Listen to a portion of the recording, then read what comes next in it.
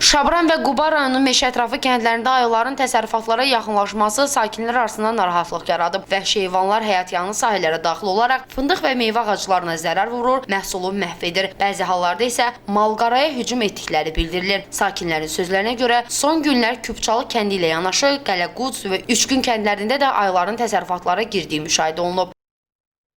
Səhər yaxın saat 5 idi belə ki, 5-i yarısı filan. İt hürüb belə keçdi. Mən də evdə yatmışdım burada. Çıxdım gördüm buradan, mən pəncərə açma gördüm buradan çıxdı, bir dənə anadı, 2 dənə də bala. Çıxdılar belə gəldilər buraya. Mən çatdıra bilmədim ki, alım telefonla çəkim bunları. Gəldilər, gitdilər bu tərəfə, qapı tərəfə, sonra da bu tərəfə. Sonra gördüm fırlandı belə tövlə tərəfə. Tövlə tərəfə dönəndə mən ucu avtomatik özümdən ixtiyarsız dedim, tövləyə gidib heyvanları parçalayar, girər oraya sönətə çıxartırıq bunu. Mən qışqırdım, qışqırmaqla keçib baba o setkanın arasından belə qaçdı, çıxdı, getdi. Gecə vaxtı idi. İndi təsəvvürləyin də qardaş, bu mən demirəm heyvandır, ayıdır, bizim vətənimizdir, dövlətimizdir, heyvan da lazımdır, meşələrdə bu vəhşi heyvanların da olmalı. Ancaq bu evə gəlib, həyətə, təsərrüfata ziyan verirsə, bu bizim üçün bugün, dünən yox, İsrail günlər, gündüz saat 10'un yarısında orada fındıq ağacının dibində yıxı fındıq ağacı. Ayı gəlib fındıqları, paxla şaxlanı qırıb tükür, fındıqları qırıb tüküb yiyir.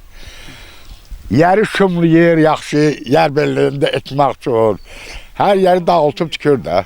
Biri deyil, 3-4 dənə ayıdır. Bir dənə deyil. Qorxuludur, uşaqlardan qorxuruq. Kənd sakinləri vəhşi heyvanların yaşayış məntəqələrinə yaxınlaşmasının qarşısının alınması üçün aidiyyatı qurumların müdaxilə etməsini istəyirlər. İradə İbrahimova Ekologiya və Təbii Sərvətlər Nazirliyinin mətbuat katibi. Quba rayonunun meşəyə yaxın kəndlərində ayıların görünməsi və təsərrüfatlara ziyan vurması ilə bağlı onu qeyd edim ki, bu cür halların baş verməsinin əsas səbəblərindən biri yaşayış evlərinin və həyətyanı sahələrin meşə və dağlıq ərazilərə yaxın yerləşməsidir. Kəndlərin meşə ilə sərhəd ərazilərdə yerləşməsi ayıların yaşayış məntəqələrinə yaxınlaşmasına səbəb olur. Vətəndaşlara tövsiyə edirik ki, meşə ətrafı ərazilərdə daha diqqətli olsunlar, malqaranı nəzarətsiz buraxmasınlar. Belə hallarla qarşılaşdıqda isə dərhal aidiyyatı qurumlara məlumat versinlər. Onu da qeyd edim ki, ayılar Azərbaycan Respublikasının qırmızı kitabına daxil edilmiş nadir və qorunan heyvan növüdür. Qeyd edək ki, ayılar Azərbaycan Respublikasının qırmızı kitabına daxil edilən nadir və qorunan heyvan növlərindən biridir. Bu səbəbdən onların ovlanmasına qanunla icazə verilmir.